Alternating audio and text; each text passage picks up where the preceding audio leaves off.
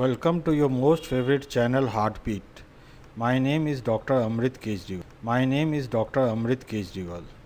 As a student, I say most of the teaching will be digitalized. Hard copies of books will become obsolete.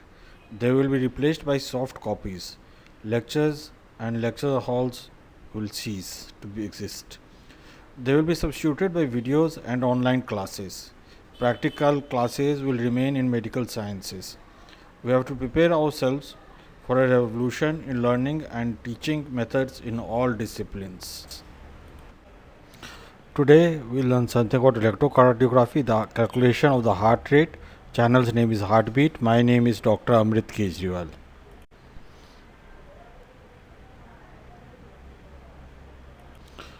So it is essential for us to know the heart rate on an ECG, how to see it. So it represents the number of beats per minute. Varies normally between 60 to 100 beats per minute. If it is less than 60 per minute, it's called bradycardia, and if it is greater than 100 per minute, it's called tachycardia. Now the ECG paper speed is 25 millimeters per second. So if you wanted to take out a paper for 1 minute, then we have a 1.5 meter long strip, and this becomes quite inconvenient. So we apply some mathematical calculations to find out exactly the heart rate. So calculation of the heart rate, this particular part is only for the regular rhythms only. Count the number of large boxes between two RR intervals, and 300 is divided by the number of large squares. If the 3 boxes, heart rate is 100, and if there are 5 boxes, heart rate is approximately 60. So in this ECG, you can see in the figure 1, there are about 4 large boxes. Figure 2, there are 3 large boxes, and figure 2, and figure 3, there are 5 large boxes. So in figure 1, the heart rate becomes 300 divided by 4, that becomes 75, and figure 2, heart rate becomes 300 divided by 3, it is 100. You can see over here.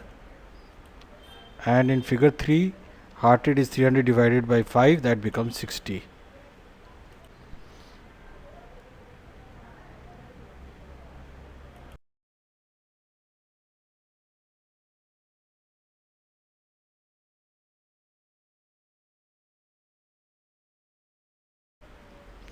In irregular rhythms, you take a strip of ECG for 10 seconds, count the number of QRS complexes in this 10-second duration, multiply this by 6, and this will give you the heart rate.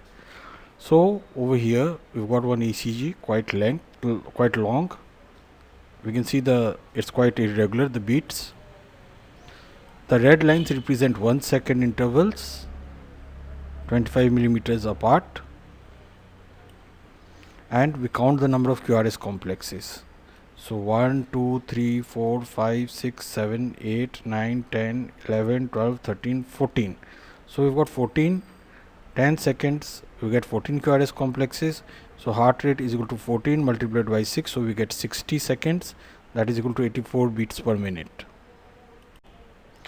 Now sometimes we have different atrial and ventricular rates. Again, see this ECG strip. We've got 1 second intervals. The green arrows represent the atrial waves. You can see over here 1, 2, 3, 4, 5, 6, 7, 8, 9, 10, 11, 12. So the atrial heart rate is 12 into 6 is equal to 72 beats per minute. And these blue arrows show the ventricular beats, 1, 2, 3, 4, 5. We have another ventricular rate over here, which is but it is not included in the 10 seconds. So the ventricular heart rate is 5 into 6 is equal to 30 beats per minute. So we can calculate the atrial heart rate and ventricular heart rate separately, especially in patients who are having complete heart block or irregular rhythms.